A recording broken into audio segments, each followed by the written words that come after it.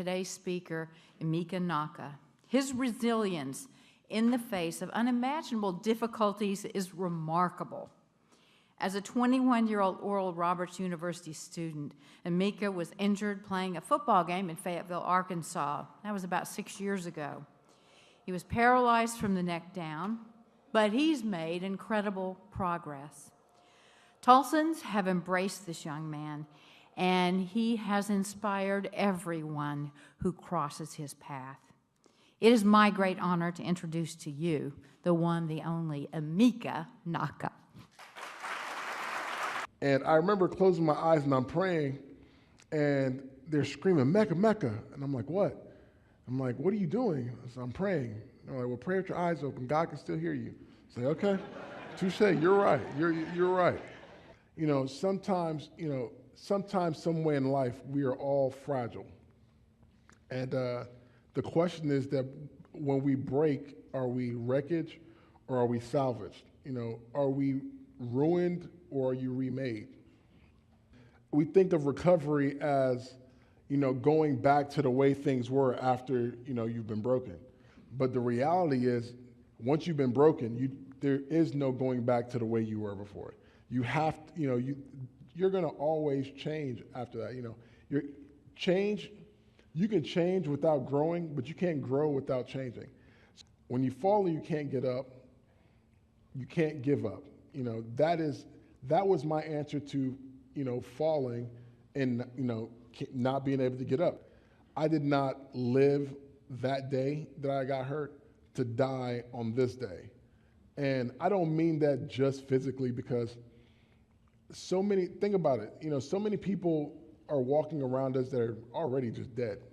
We live amongst walking dead people who wake up, I won't even say wake up, I'll say they wake down every day.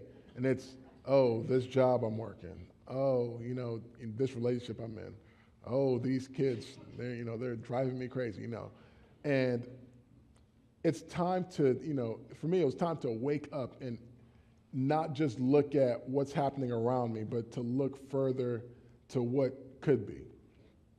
The next thing I had to do, I had to take the wheel. I had to take responsibility for my life. And I've heard responsibility defined as responding with ability. We're all going to have pain in life. We all have pain in life. We have little pains, we have big pains. How you frame it is what's going to determine what you do with it, because pain can either improve you or it can impede you.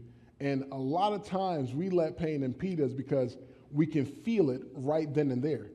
And we've got to get to a point where our vision is much, deeper, it's much bigger, it's much further than what we feel in the moment. Look in the windshield and not the rearview mirror.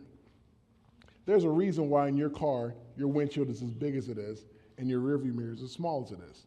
But again, in life, a lot of people, find themselves trying to navigate life while looking in the rearview mirror like, oh man, this person hurt me in my past, so, I guess, I won't be friendly to the next person.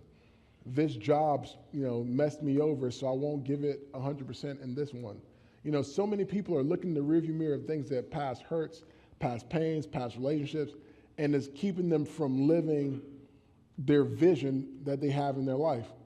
I also have a saying that I want to say, live in the vision of your life and not the circumstances of it. My lasting thoughts, what I want to say is that for me to move forward in my life, I had to let go of what was to embrace, what is, so that I can look forward to what could be. Now that I have found, my purpose in serving other people, I like to say that my purpose for serving people is my direction. Passion is what drives me, and perspective is what fills my tank.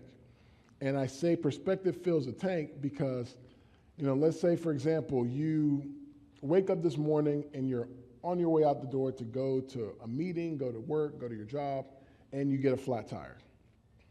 That flat tire makes you late to this meeting. Let's say at the end of that day, and you get asked, how was your day today? That flat tire, I'm pretty sure a flat tire will probably come up in your day. Let's fast forward to the end of your life, and let's ask, what was your life about? I highly doubt that a flat tire is going to come up in the grand scheme of your life. And if a flat tire does come up, you ain't doing enough with your life.